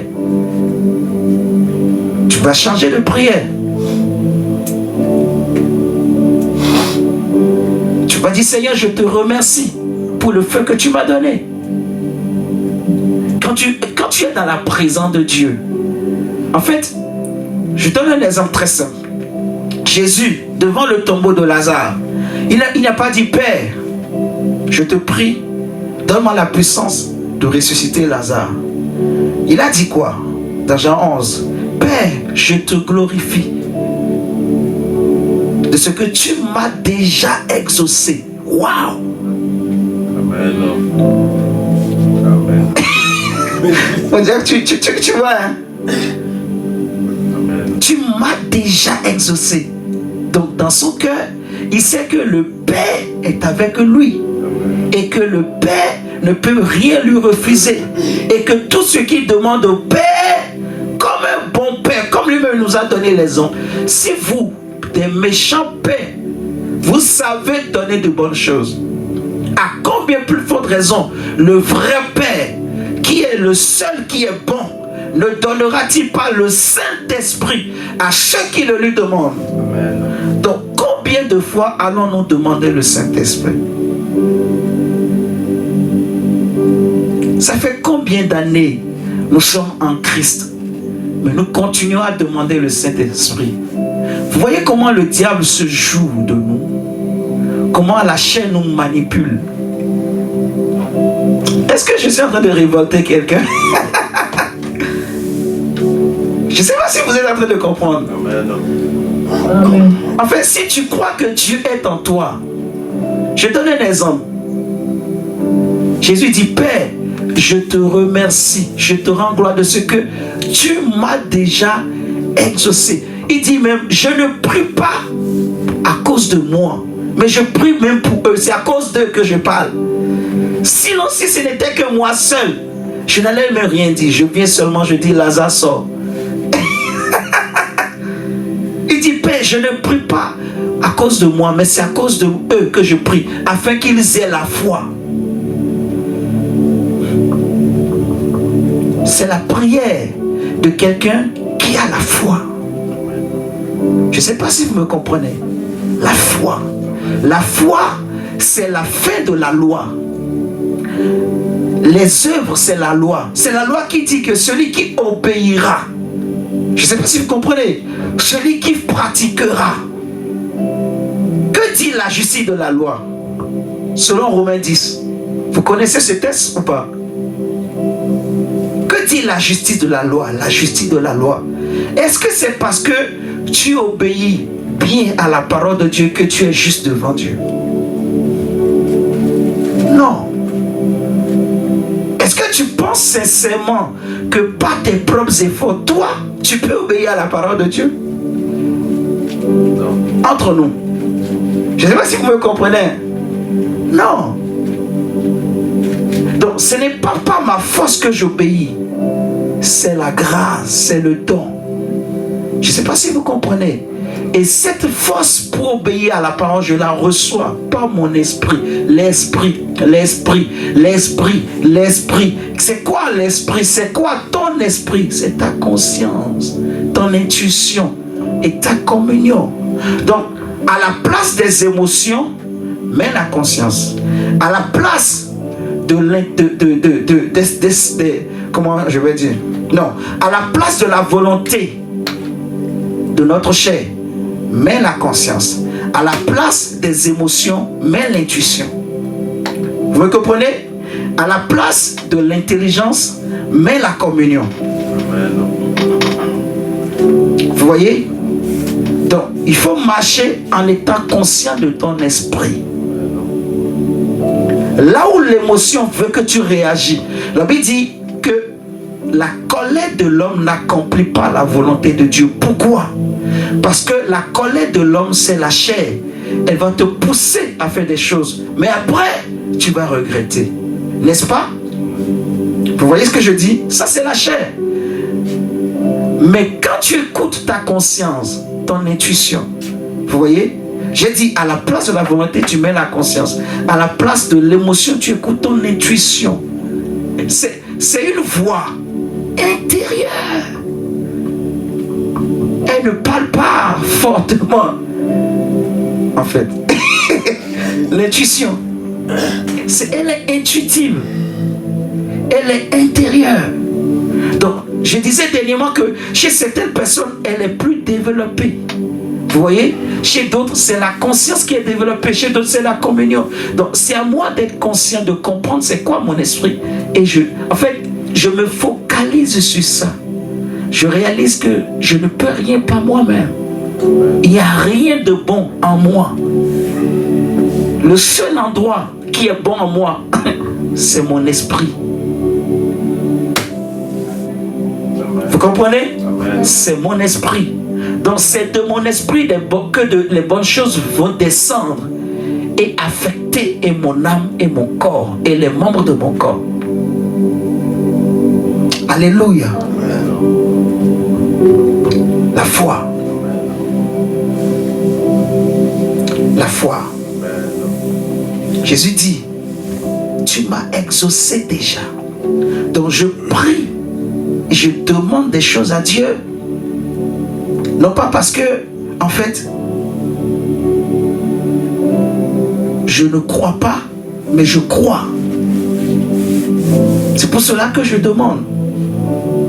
Si je savais que Dieu n'allait pas me donner, pourquoi je demande? Voilà encore l'une des bêtises. Je ne sais pas si vous comprenez, hein? Parce que Jésus a dit, celui qui demande, reçoit. Mais si moi je demande toujours, ça veut dire que je ne crois pas que Dieu peut me donner. C'est pour cela que je continue à demander. Vous comprenez? La foi. En fait, ce que Dieu veut pour nous, chrétiens, c'est la foi. La foi. Que notre foi grandisse qu'elle s'affermisse. Donc nous jeûnons, c'est pour que notre foi grandisse. En fait, que notre homme intérieur prenne de l'ampleur, de la place, que notre foi grandisse. Pourquoi nous méditons la parole? Pourquoi nous écoutons les enseignements? C'est pour faire grandir notre foi, pour donner de la force à notre foi, à notre homme intérieur. Ma foi, c'est mon homme intérieur. Et je disais tout à l'heure que la foi, c'est la fin de la loi. La loi, c'est les œuvres. La Bible dit, prenons Romains 10, on va lire Romains 10. Paul dit ceci. Verset 5, Romains 10. En effet, Moïse définit ainsi la justice qui vient de la loi. Qu'est-ce que Moïse dit?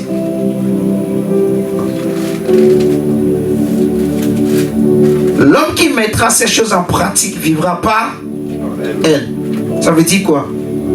Donc c'est celui qui fait qui va être justifié. C'est celui qui va pratiquer, celui qui fait les œuvres. Donc ce n'est plus Dieu qui te justifie. C'est toi-même qui vas te battre pour être juste. Alléluia. Si tu désobéis à un seul commandement de la loi, tu n'es plus juste. Tu dois te battre pour obéir à tous les commandements. Tu ne convoiteras point. Tu ne voleras point. Tu ne tueras point. Tu ne feras pas ceci, tu ne feras pas cela. C'est la loi. Et c'est ça qu'on appelle les œuvres. Les œuvres. Vous voyez? La chair aime les œuvres. La chair veut prouver. Parce que l'homme, en fait, l'homme n'aime pas les choses gratuites. L'homme veut, en fait, se rassurer. En fait, l'être humain, c'est que quand il souffre et il gagne, c'est là qu'il est rassuré. Vous comprenez? C'est ça la chair. Et c'est souvent le même comportement qu'on a, même dans les choses de Dieu. On veut se prouver à nous-mêmes que c'est pas mes efforts que j'ai obtenu ceci. Vous voyez? On veut prouver. C'est la chair, en fait. Et c'est ça les œuvres. Non. Les choses de Dieu, nous ne faisons pas parce que nous sommes forts. Non. C'est lui qui nous rend capable de faire toutes choses. Et tout ce que je fais, ça doit être un don. Je dois voir ça comme un don, comme une grâce. Alléluia. C'est Dieu qui me rend capable. C'est Dieu. Paul dit dans Corinthiens que notre capacité ne vient pas de nous-mêmes. C'est Dieu, par le Saint-Esprit, qui nous rend capable. Jésus dit que celui qui demande reçoit. Donc ce que je demande à Dieu en Jésus, je l'obtiens. Jésus a déjà dit, tout ce que vous demanderez en mon nom, je le ferai. Est-ce qu'il n'a pas promis? Il a dit, je le ferai afin que le Père soit glorifié. L'apôtre Jacques dit que tout ce que nous demandons en son nom, nous l'avons. Et il y a plein de choses que le Seigneur nous a dit, que Dieu nous a donné. La Bible dit qu'il nous a transportés du royaume des ténèbres dans le royaume de lumière de son Fils. Donc nous, notre héritage, ce n'est pas dans les ténèbres, c'est dans la lumière. Mais comment se fait-il que nous pensons toujours dans les ténèbres? Nous pensons toujours que nous sommes attaqués. Nous pensons toujours que nous sommes liés. Mais nous sommes en Christ. Nous avons toujours peur des sorciers de famille, des féticheurs.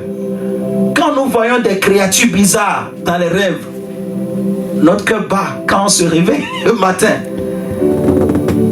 Je ne sais pas si vous êtes en train de comprendre. Ce n'est pas pour rien que depuis ces derniers temps, j'insiste, je n'ai peur de rien. C'est pour qu'on comprenne, en fait.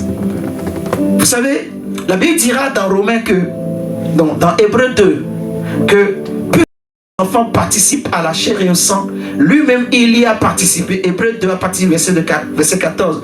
Il va dire, afin de délivrer tous ceux qui étaient retenus dans la peur de la mort.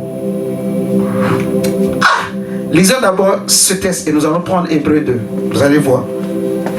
Vous allez voir en fait que de la même manière que la foi nous permet de recevoir des choses, mais la peur nous fait perdre aussi des choses. La peur. La peur, c'est une âme puissante que le diable utilise. Et en Christ, tu ne peux pas avoir peur. Rien n'est au-dessus de toi. Parce que la Bible dit que nous sommes ressuscités en Christ et nous sommes assis dans les lieux célestes en... N'est-ce pas? Nous sommes assis en Christ.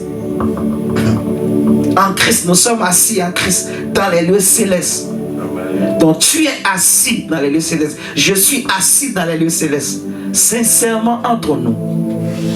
Est-ce que tu penses que là où tu es, le diable peut venir là-bas? Dans les lieux célestes.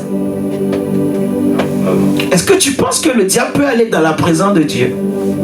Non. Même l'histoire de Job, quand on dit les fils de Dieu étaient rassemblés et il est venu au milieu d'eux, ça c'était avant. C'est les choses d'avant. Ça ne veut pas dire que le diable est monté là où Dieu était, il est parti aussi là-bas. Ça n'a rien à voir. Ça c'est vraiment des choses avant. Ça un jour on peut même l'expliquer correctement pour qu'on comprenne. Mais ça n'a rien à voir. Dans la présence de Dieu, au ciel, en Christ déjà. Regardez. En Christ. Donc, nous sommes transportés dans la lumière. En Christ. Le diable, il ne peut se tenir dans la lumière. Il est ténèbre. Jésus a dit, il ne peut se tenir ni dans la vérité ni dans la lumière. Donc comment il peut venir dans la lumière? Comment il peut venir en Christ? Là où tu es. Tu es en Christ. Je suis en Christ, caché en Dieu. Donc toi et moi, nous sommes en Jésus. Et Jésus est dans le Père. Et le Père est au ciel. Donc pour te toucher, il faut d'abord qu'il monte au ciel. Ce qui est impossible. Il faut ensuite qu'il traverse le Père. Ce qui est impossible. Il faut ensuite qu'il traverse Christ. C'est impossible. Mais ce qui nous joue des tours, c'est le manque de connaissance, de compréhension, de conscience. C'est parce que nous laissons toujours la chair nous diriger. En fait, depuis notre enfance, on nous a appris à vivre par la chair. C'est tout. On n'était pas habitué à vivre par l'esprit. On est né selon la chair. On nous a appris à vivre selon la chair. On nous a appris que quand tu nais, il faut manger. Maman, j'ai faim. Quand l'enfant, c'est pas ce qu'on lui a appris à faire. On lui donne à manger. C'est ça, non? Il grandit et il faut que tu ailles à l'école. Allez, il faut que tu sois premier. Après, tu travailles. Tu vas te marier. Ainsi de suite. C'est ça, non? Donc, on t'a appris à vivre selon la chair. C'est tout. C'est ce qu'on nous a appris. Tu vas en Afrique, tu vas voir l'Africain, lui, on lui a appris. Ventre plein. C'est le ventre qui est riche. Donc, il faut bien manger. Mais si tu viens en Europe, on a appris à l'Européen, il faut bien réfléchir. Donc lui, c'est pas trop la nourriture son problème. Son problème, c'est réfléchir. Je ne sais pas si vous comprenez. C'est pour ça que tu vas voir chaque peuple. Ils ne sont pas développés de la même manière. Parce que nous, c'est les ventres. Quand je dis nous, l'Afrique, on grandit, c'est pour remplir les ventres. En Afrique, le signe de la richesse. Hein? Il faut avoir un peu de bon, de ventre. C'est comme ça en Afrique. Et comme ça, tu vois les papas, ils marchent. Il dit, boss! Un gros ventre là. Mais en Europe, c'est pas ça. En Europe, il faut réfléchir. Mais tout ça, c'est toujours la chair. C'est pas parce qu'ici on réfléchit qu'on va dire que c'est l'esprit, c'est faux. C'est toujours la chair. Parce que l'intelligence, c'est toujours l'âme. C'est l'intellect. Vous comprenez? C'est pour cela, des deux côtés, il y a les ténèbres. Les hommes n'ont pas Christ, ils n'ont pas Dieu. C'est toujours la chair. La chair. Et que dit la justice de la loi? La loi dit que c'est celui qui mettra en pratique ces choses qui sera justifié. Donc la loi, c'est les œuvres. Vous voyez? C'est les œuvres. C'est le moi. Moi, c'est moi qui ai fait. C'est moi qui ai payé le prix. Moi, je jeûne 2 fois par jour. Moi, je jeûne, excusez-moi, 2 fois par semaine. Comme cet homme disait dans le temple, il priait, il se frappait la poitrine. Seigneur, je te remercie parce que moi, je jeûne. Je jeûne 2 fois par semaine. Comme la loi me demande. Je jeûne, je suis fier. C'est moi. C'est moi. C'est moi. Mais le publicain lui faisait quoi? Seigneur, aie pitié, sois apaisé. Parce qu'il sait que lui-même, il n'est pas juste. Il n'y a rien de bon en lui. Vous comprenez? Donc, la Bible nous dit la suite, Romains 10. On dit verset 6. Mais voici comment parle la justice qui vient de la foi. Ne dis pas en ton cœur qui montera au ciel, c'est en fait descendre Christ, ou qui descendra dans l'abîme, c'est faire remonter Christ entre les morts. Que dit-elle donc? La parole est près de toi, dans ta bouche et dans ton cœur. Or, c'est la parole de la foi que nous prêchons. Si tu confesses de ta bouche le Seigneur Jésus, et si tu crois dans ton cœur que Dieu l'a ressuscité des morts, tu seras sauvé. Amen. Car c'est en croyant du cœur qu'on parvient à la justice, et c'est en confessant de la bouche qu'on parvient au salut. Prenons Hébreux 2, Hébreux chapitre 2. Hébreux au chapitre 2, le verset 14.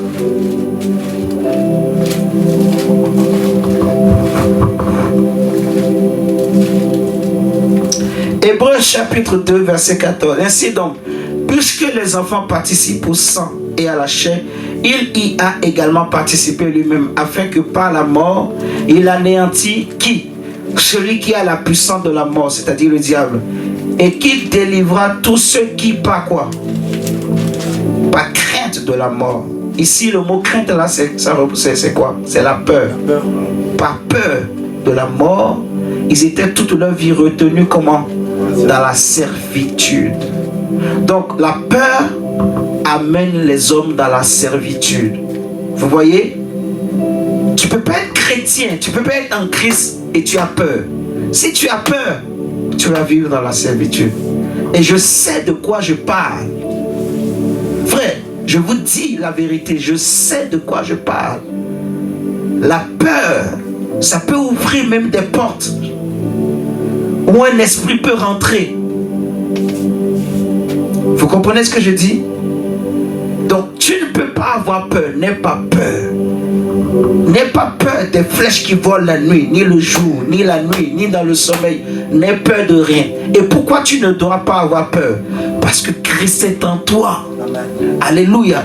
Parce que toi et Jésus, vous êtes un. Amen. Amen. Toi et le Christ, vous êtes un. Est-ce que tu peux dire je suis un avec Jésus? Je suis un avec Je suis un avec Jésus. Je suis un avec Jésus. Je suis un avec Jésus. Je suis un avec Jésus. Oh oui. Nous sommes un. N'est-ce pas merveilleux? Est-ce que Jésus, on peut le vaincre? Parce que ce qu'il faut savoir, toi, ta vraie personne, ce n'est pas ton corps, ni ton âme, c'est ton esprit. N'est-ce pas? Ta force, elle ne vient pas de ton âme, elle vient de ton esprit. N'est-ce pas? Ta joie, ta paix, ton bonheur, ton succès, ta réussite, elle ne vient pas de ton âme, elle vient de ton esprit. N'est-ce pas? Vous savez, quand on était enfant, souvent les gens m'appelaient le Parisien, le Parisien. Quand je grandissais, mes cousins m'appelaient le Parisien. Parce que moi, je disais souvent, j'irai en Europe. Moi, j'irai en Europe. Je parlais seulement comme ça. Moi, j'irai en Europe. Donc, ils se moquaient de moi, en fait. Quand ils disaient le Parisien, c'était pour se moquer de moi. Mais j'acceptais. On rigolait. Mais aujourd'hui, avec la connaissance, je peux utiliser ça comme une allégorie même pour nous enseigner. Parce que à force de le dire, mon esprit a capté ça. Donc je vivais toujours en Afrique en ce temps-là, mais mon esprit ne vivait plus en Afrique. Je ne sais pas si vous comprenez. Hein. J'étais en Afrique. Mais je disais, moi, j'irai en Europe. Moi, j'irai. Je voyais même loin. Je disais, moi, j'irai à la NASA. La NASA. J'irai à l'Europe, j'irai à la NASA. Et ils se moquaient de moi. Les Parisiens. Bon, aujourd'hui, je suis Parisien. Alléluia. C'est la vérité. Tu peux voir un homme. Il vit, vous voyez, en Afrique. Même ici en Europe. Mais lui, quand vous parlez avec lui, il vous dit toujours, moi demain, moi je suis un grand homme d'affaires. Je suis un grand homme d'affaires. Et quand vous parlez avec lui, il parle que toujours des affaires. Il parle toujours des business. Il connaît toutes les grandes sociétés. Il ne fait que parler de ces choses. Ne vous étonnez pas si demain, il se retrouve à faire ces choses. C'est normal. Parce que à force de le dire, en fait, c'est devenu une vie dans son esprit. Je ne sais pas si vous voyez. Et ce que son esprit vit, c'est ça qui s'impose à son âme. Et le corps obéit. Le corps, lui, il est là seulement pour obéir. Vous comprenez?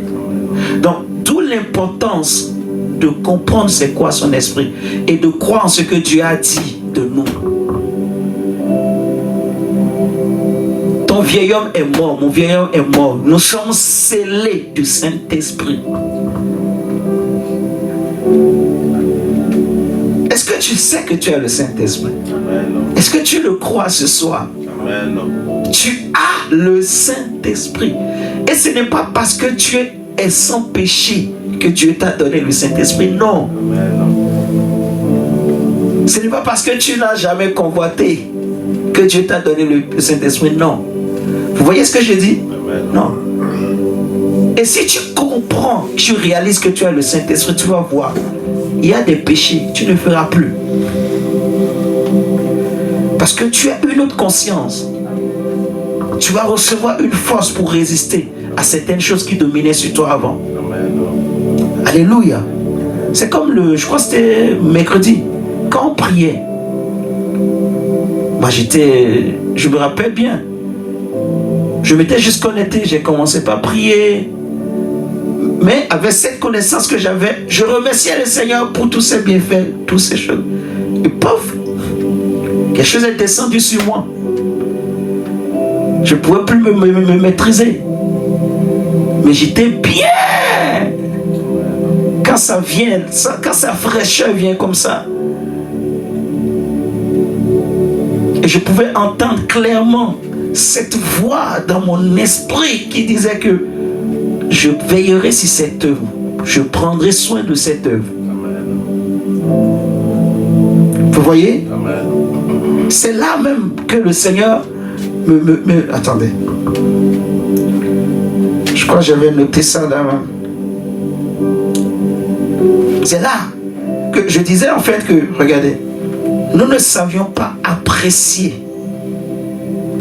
En tout cas, nous étions incapables d'apprécier ce qui est bon. Je ne réalisais pas ces choses.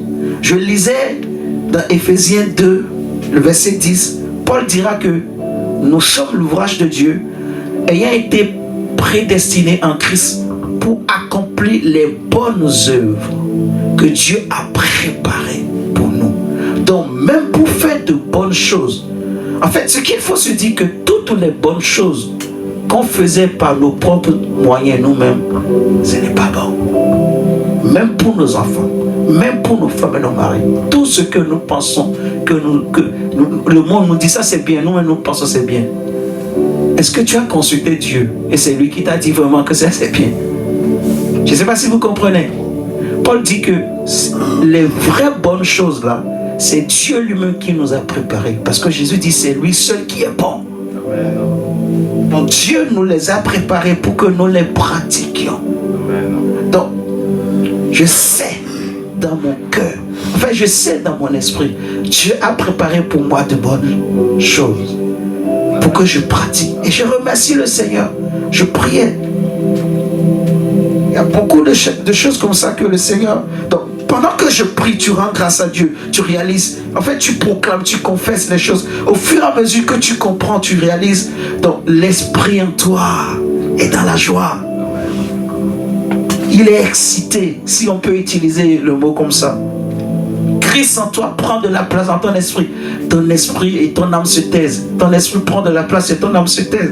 Et alors tu commences à recevoir des révélations. Nous allons prier le Seigneur. Les anges sont la Bible dit, il fait de ses serviteurs des flammes de feu, mais de ses anges des vents, n'est-ce pas? Amen. Des vents. Donc quand un vent souffle à côté de toi, c'est peut-être un ange. On parlera d'autre chose un autre jour. Mais bon, nous souvent quand on marche, tellement qu'on est dans la chair, on marche, tu vas voir, on marche comme ça. On marche tellement qu'on court pour rattraper le métro, rattraper le bus. Attendez! Ah, je vais reprendre le travail à 14h. Il faut que je cours, je mange vite. Je rentre le soir fatigué. Dès que je m'assois seulement sur le divan, je dors. Tu dors. Tu oublies même d'aller prendre la douche. Il y en a même quand il rentre, il préfère aller prendre directement la douche avant de manger parce qu'il sait que si je mange là, c'est la chair. En fait, on est trop dans la chair. Donc tu n'as même pas le temps de savoir que quelqu'un vient de te toucher, de te taper même à l'épaule. Tu sens dire, ah, va. Toi, tu vas courir seulement. Tu cours. Il faut voir encore comment on marche. Tellement que la fatigue, je ne sais pas comment. Mais vous savez, quand on est fatigué, il y a une démarche là. Tu traînes les pas, Et c'est comme ça on est. Et tout ça, c'est la chair qui fait tout ça, en fait. Vous voyez? Mais toi et moi, tu n'es pas faible. Parce que tu as celui qui est la force, qui est dans ton esprit, qui est dans toi. C'est merveilleux. Jésus est en toi. Est-ce que tu réalises que tu es un avec Jésus? Amen. Est-ce que tu réalises que tu es scellé par le Saint-Esprit? L'Esprit glorieux, l'Esprit supérieur, l'Esprit fort, l'Esprit de sainteté, l'Esprit de puissance. Alléluia. Alléluia. La Bible dit que ceux qui se confient à l'Éternel ne se fatiguent point, ne se lassent point, mais ils renouvellent leur force. Amen, amen. Est-ce que tu réalises que Dieu renouvelle la vie en toi? Il renouvelle la force. Il renouvelle la grâce. Il renouvelle son notion sur toi. De la même manière que l'huile coule sur la tête d'Aaron jusqu'à ses barbes, plutôt de ses barbes et jusqu'au niveau du bord de ses vêtements. C'est pareil. La gloire de Dieu descend dans ton esprit et se répand dans ton âme et dans ton corps. Au nom de Jésus-Christ de Nazareth. Alléluia. Ce soir, le diable a échoué. Il a déjà échoué même depuis il y a 2000 ans. Je dirais, Seigneur, il a échoué il y a plus de 2000 ans à la croix de Golgotha. Au nom de Jésus. Dieu te donne la victoire sur tes ennemis. Amen. Dieu te donne la victoire sur Satan. Amen. Dieu te donne la victoire sur le diable. Amen. Dieu te donne la victoire sur les ténèbres. Amen. Dieu te donne la victoire sur le mal. Amen. Dieu te donne la victoire sur la méchanceté. Amen. Dieu te donne la victoire sur le péché. Amen. Dieu te donne la victoire sur la chair. Dis, je refuse d'être esclave de la chair. Dis, je refuse d'être esclave de la chair. Dis, je ne suis plus lié par la chair. Dis, je ne suis point redevable à la chair. Je suis lié par le Saint-Esprit. Je suis lié par l'Esprit glorieux. Je suis lié par l'Esprit de sainteté. Je suis lié par l'Esprit de gloire. Je suis lié par l'Esprit de Jésus-Christ. Je suis lié par l'Esprit de vie. Je suis lié par Je suis lié par l'esprit de vérité. Je suis lié par la lumière de Christ. Parce que je suis scellé dans le Saint-Esprit. Parce que je suis scellé par le Saint-Esprit. Parce que j'habite en Christ. Je suis lié par Jésus-Christ. Je suis un avec Jésus-Christ. Je suis un avec Jésus-Christ. Je suis un avec Jésus-Christ. Je ne suis point redevable à la chair. Je ne suis point redevable à la chair. Le péché n'a pas de pouvoir sur moi. Le péché n'a pas de pouvoir sur moi. Je suis sanctifié par le Saint-Esprit en moi. Je suis sanctifié par le sang de l'agneau. Je suis lavé par le sang de l'agneau. J'ai reçu